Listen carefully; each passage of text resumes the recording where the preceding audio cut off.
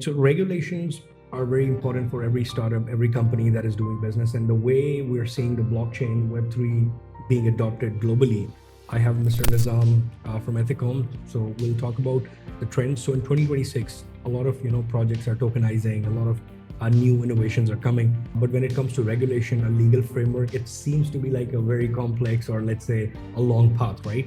So if you were to give a message to these startups, founders, everybody who's looking to get themselves regulated, how would you define it as per 2026? The reality of things is that regulations are there, right? If you're a startup, the offering that you have looks something like financial services.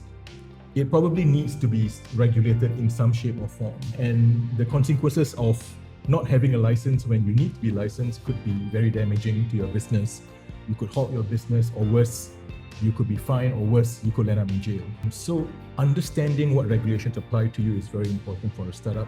So getting good advice, consult your professional advisor who will advise you on whether regulations apply, if so, what sort of regulations, and whether you need to apply for a license with a particular regulator. I've been a former regulator myself, and the reality of it is that regulations exist for good reason. If you're offering something that mimics financial services, there are good reasons for regulators to want to protect investors, particularly retail investors, from unintended consequences of losing a lot of their hard-earned investments or savings. So that's the reality of it. Now, regulations, the other reality is that regulations have existed for a long, long time. And in the space that we're in Web3, where things evolve so very quickly, the critique is that some of these old regulations, which were there for decades, and they suited a different time, a different world, might not be suitable for today. In the environment where there is very fast-paced, changing business models, where new business models are disrupting TradFi, to remove some of these inefficiencies. And oftentimes it's a case where regulators look at a particular business model, and the tendency is, where does it actually fit in?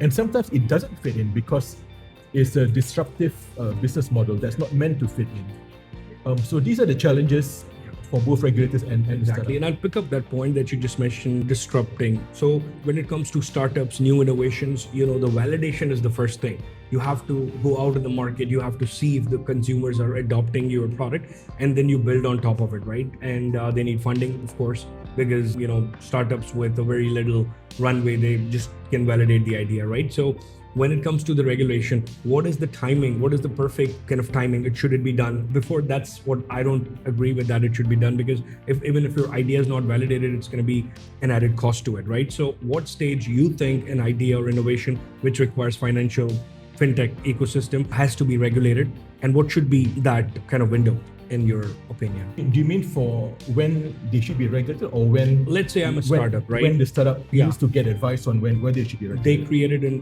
fintech product, right? Now they launched the fintech product, of course. They have to validate whether consumers can be built on that. And then there's a time that they globally market it, they scale it to the world, right? So the regulation, of course, you said that if they don't have a license, they can be caught anytime, right? So what would be the window for the innovators rather than, getting stuck in the regulation timing from the beginning? Well, the thing is this, there is no de minimis rule. Mm-hmm. So if you start and you have 10 investors, and one of them lodges a complaint, and if it still turns out that you're operating a business without a license, even if you have 10 participants, you could be taken to task already. So I think it is important for a startup founder or co-founders to actually get advice as early as possible. So even as you're drafting your PowerPoint deck, your investment deck, make sure that you get advice, whether you are doing something that would require licensing, but you have not done so. I mean, in truth, a savvy investor would know that, or would not want to put in money where you've not done your due diligence on whether you need licensing or not, because that could just dismantle the whole product right down to ground zero, right? So get that advice as early as possible. Advice and then regulation at some point when the product is validated. Perfect. That's great insights. Thank you so much for My pleasure. sharing that Thank you for having with us. me on this. And hope to see you soon. Thank you.